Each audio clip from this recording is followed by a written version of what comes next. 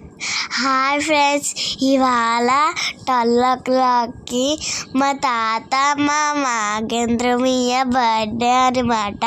ఇప్పుడైతే మేము cake cut చేస్తున్నాం ఫ్రెండ్స్. రాత్రి 12 కట్ చేసాము, డెకరేషన్ కూడా చేసాము అనమాట.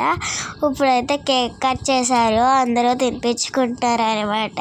చూసారా ఫ్రెండ్స్? చూసారా?